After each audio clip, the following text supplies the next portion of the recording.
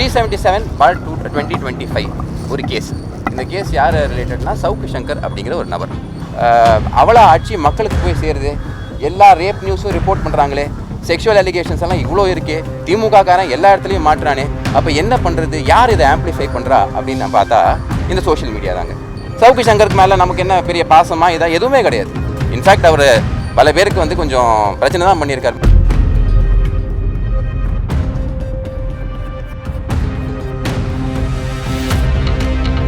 நண்பர்களுக்கு இந்த வேலையில் எங்கள் வணக்கத்தையும் நன்றியும் தெரிவித்துக் கொள்ள விரும்புகிறோம். காரணம் என்னென்னா, இத்தனை நேரம் வெயிட் பண்ணி எலெக்ஷன் சீசனில் பல விஷயங்கள் கவர் பண்ணாலும் நாங்கள் ஒரு ஒரு ஒரு சிக்னிஃபிகண்ட்டான ப்ராப்ளம் அவங்க முன்னாடி கொண்டு வரலாம் அப்படிங்கிறதுக்காக தான் உங்களை இந்த நேரத்தில் வர வச்சுருக்கோம்.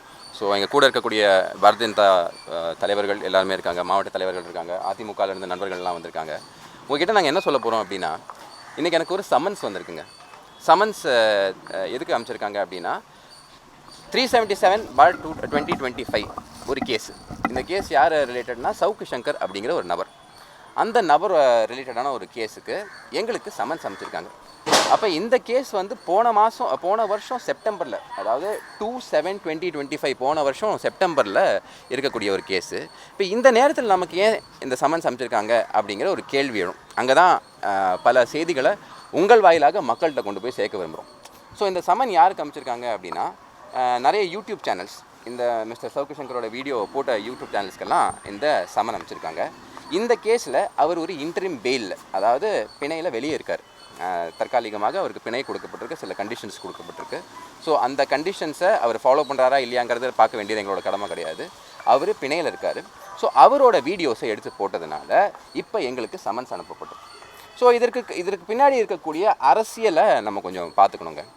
அதாவது தமிழ்நாட்டில் முக்கியமாக வைக்கப்படக்கூடிய குற்றச்சாட்டு என்ன அப்படின்னா, மீடியாவை ஃபுல் கண்ட்ரோலில் வச்சுட்டு, மெயின் ஸ்ட்ரீம் மீடியாவை பணபலம் இல்லைனா அவங்களோட மசில் பவர், அப்புறமா அவங்களோட யூஷுவல் டாக்டிக்ஸ் யூஸ் பண்ணி எப்போவுமே கண்ட்ரோலில் வச்சுருக்கக்கூடிய இந்த திமுகவுக்கு ஒரு பயம் வர ஆரம்பிச்சிருச்சு. ஏன்டா இவ்வளோ கண்ட்ரோல் பண்ணி வச்சுருக்கோம், இதை தாண்டியும் நம்ம பண்ணக்கூடிய இந்த அவளா ஆட்சி மக்களுக்கு போய் சேருது, எல்லா ரேப் நியூஸும் ரிப்போர்ட் பண்ணுறாங்களே, செக்ஷுவல் அலிகேஷன்ஸ் எல்லாம் இவ்வளோ இருக்கே, திமுக காரன் எல்லா இடத்துலையும் மாட்டுறானே, அப்போ என்ன பண்ணுறது, யார் இதை ஆம்ப்ளிஃபை பண்ணுறா அப்படின்னு நான் பார்த்தா இந்த சோஷியல் மீடியா தாங்க. சவுக்கு சங்கருக்கு மேலே நமக்கு என்ன பெரிய பாசமாக இதாக எதுவுமே கிடையாது. இன்ஃபேக்ட் அவர் பல பேருக்கு வந்து கொஞ்சம் பிரச்சனை தான் பண்ணியிருக்கார். பட் அதையும் தாண்டி ஒரு இண்டிவிஜுவல் மனுஷனை ஒரு ஸ்டேட்டு பல காரணங்கள் சொல்லி, இப்போ இந்த கேஸில் என்ன சொல்கிறாங்க அப்படின்னு பார்த்தீங்கன்னா, ஒரு ப்ரொடியூசருக்கும் இவருக்கும் ஏதோ கொடுக்கல் வாங்கல் பிரச்சனை இருக்குது, அப்போ அந்த கேஸை நாங்கள் இன்வெஸ்டிகேட் பண்ணுறோம் அப்படின்னு போன வருஷம் 7ஆம் மாதம் ரெஜிஸ்டர் ஆன கேஸை இப்போ இந்த வீடியோ வெளியே வந்ததுனால எங்களை எல்லாம் கூப்பிட்றாங்க. இதை ப்ரிடாமினெண்ட்டாக நான் வந்திருக்கேன். நான் என்ன சொன்னேன் அப்படின்னா, இந்த வீடியோ என்னால் எடுக்க முடியாது, இந்த வீடியோவை இதோட சோர்ஸும் அவங்க கேட்டாங்க, ஏன்னா நாங்கள் ட்ரேஸ் பண்ணி அவரை போனோம் அப்படின்னு. ஸோ இதில் நீங்கள் கிளியராக புரிஞ்சுக்கலாம் இது எதுக்கு பண்ணப்படுது அப்படின்னா, யாரும் இந்த அரசாங்கத்துக்கு எதிராக பேசிடக்கூடாது. அப்படி அரசாங்கத்துக்கு எதிராக பேசி அந்த கருத்துக்களை நீங்கள் கொண்டு போய் போட்டீங்க அப்படின்னா உங்களை நாங்கள் வந்து சம்மன்ஸ் கொடுத்து வெயிலில் நிற்க வச்சு உங்களையும் வந்துட்டு நாங்கள் வந்து ஒரு பிரச்சனைக்குள்ளாக்குவோம், பொருளாதார ரீதியாக உங்களை முடக்க முயற்சி பண்ணுவோம் அப்படிங்கிற indirect threat of the state. Especially பார்த்தீங்கன்னா, இப்போ அவர் வெளியில் வரும்போது பிணை கொடுக்கும்போது சில கண்டிஷன்ஸ்லாம் சொல்லியிருந்தாங்கன்ற போது பொது இதை திரும்ப பேசக்கூடாதுன்ற மாதிரியான ஒரு விஷயம் இருக்குது. அதை மீறி சவுக்கு சங்கர் பண்ணியிருக்காரு. இப்போ அதை வீடியோ போடுறதுனால உங்களுக்கு இந்த பிரச்சனைகள் வருதுன்ற அந்த மாதிரி ஏதாவது? உண்மைதான். இப்போ இதே எக்ஸாக்ட் விஷயம் தான் சொன்னாங்க. அதாவது ஒரு கண்டிஷன் இருக்குது, அந்த கண்டிஷனை வயலேட் பண்ணிட்டாரு, அதனால் வந்து நீங்கள் வீடியோ போடக்கூடாதுன்னா விட அந்த கண்டிஷன் வயலேட் ஆக்கியிருக்காங்க. ஸோ நாங்கள் அவருக்கு பின்னாடி போகிறோம். நல்லா புரிஞ்சுக்கோங்க, பொதுமக்கள் புரிதலுக்கு வேண்டிய சொல்கிறேன். கண்டிஷனை இவங்க வயலேட் பண்ணாங்கன்னு வச்சுக்கோங்க, இவர் கண்டிஷனை வயலேட் பண்ணுறாரு, ஆகையினால பெயிலை கேன்சல் பண்ணுங்கன்னு போய் நீதிமன்றத்தில் சொல்லி உத்தரவு வாங்கிட்டு அவங்க வரணும். அதுக்கப்புறமா நாம் வந்து அந்த மாதிரி ஒரு ஃபியூஜிட்டிவ்க்கு ஹெல்ப் பண்ணோன்னா அது தவறு. அந்த மாதிரி ஒரு ஆர்டர் வரல. நான் கேட்டேன் அந்த மாதிரி இருக்கான்னு, இல்லை ஆர்டர் ரிசர்வ் பண்ணப்பட்டிருக்கேன். அப்போ ஆர்டரை காட்டுங்க. அதுக்கு முன்னாடி எதுக்கு இந்த தீவிரத்தை காட்டுறீங்க?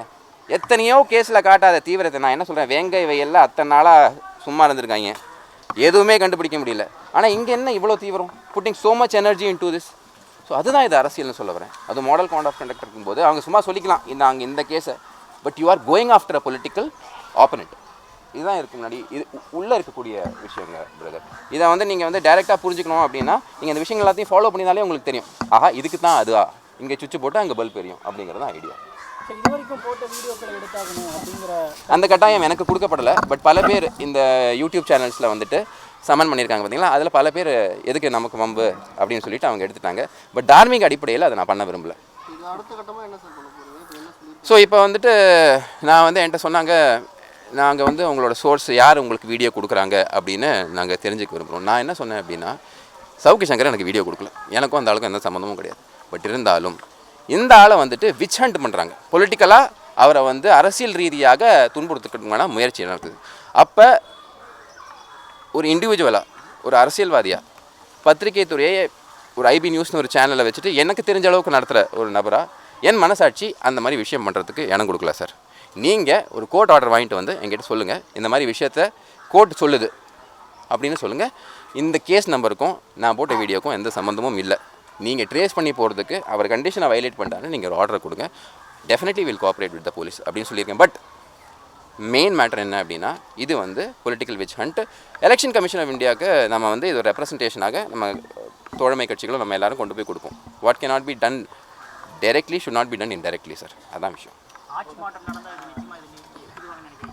சரி, அதான் நான் உங்களுக்கு சொல்கிறேங்க. இப்போ போன தடவை திரு இபிஎஸ் அவர்கள் இருக்கும்போது அவ்வளோ அவதூறு, அவ்வளோ குற்றச்சாட்டு, அவரை வச்சு அந்த அளவுக்கு கிரிட்டிசைஸ் பண்ணிக்கிட்டு இருந்தாங்க, வன்மம் கக்கிக்கிட்டு இருந்தாங்க நிறைய பேர். அப்போ யாரையாவது அரெஸ்ட் பண்ணியிருக்காரு அவர்?